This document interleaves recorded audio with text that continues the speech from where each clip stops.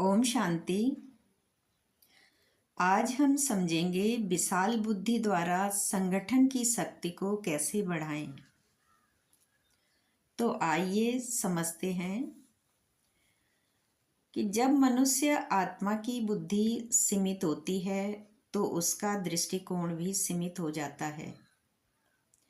वह केवल अपने स्वार्थ, अपने विभाग और अपनी जिम्मेदारी तक ही सोचता है, परंतु विशाल बुद्धि वाली आत्मा का दृष्टिकोण, निर्णय और कर्म में व्यापकता आ जाती है।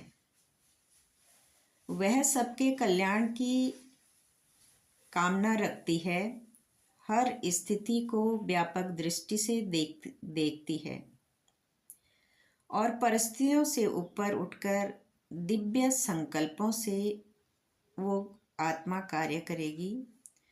परमात्मा से योग बल प्राप्त कर स्पष्टता प्राप्त करती है और संगठन में भूमिका क्या होनी चाहिए।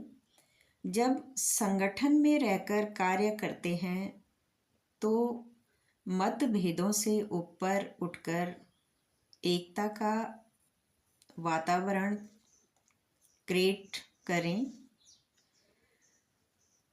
व्यक्तिगत स्वार्थ की बजाय सामूहिक कल्याण को प्राथमिकता दें। हर आत्मा को सहयोग, प्रेम, समर्पण दें और समन्वय की ऊर्जा को प्रभावित करें। संगठन की शक्ति कैसे बढ़ाएंगे? तो दैनिक जीवन में परमात्मा से योग लगाकर मनन चिंतन कर अपनी बुद्धि को शुद्ध, पवित्र और शक्तिशाली बनाएं।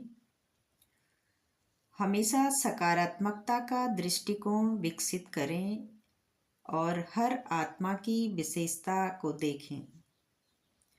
दूसरों के विचारों को सम्मानपूर्वक सुनें और समझें। सेवा भाव कैसा होना चाहिए हमारा?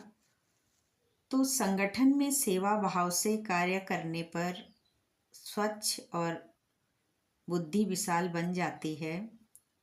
जब हर आत्मा विशाल बुद्धि वाली आत्मा से प्रेरित होकर कार्य करती है तब संगठन एक संस्था ही नहीं, एक जीवंत शक्ति बन जाती है।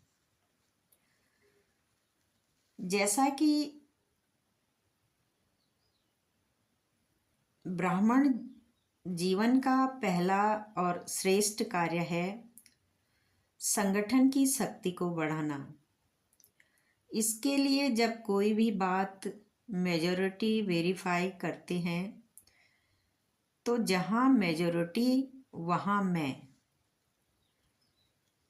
यही सोच होगी तो यही संगठन की शक्ति को बल देगी और आगे बढ़ाएगी। इसमें अपनी बढ़ाई नहीं दिखानी है कि मेरा ही विचार बहुत अच्छा है। विचार चाहे कितना भी अच्छा हो, लेकिन जब संगठन टूटता है तो वो अच्छा विचार भी साधारण हो जाता है। उस समय अपने विचार त्यागने भी पड़े तो त्याग में ही अपना भाग्य समझें। इससे ही सफलता स्वरूप बनेंगे और समीप संबंधों में आएंगे। ओम शांति।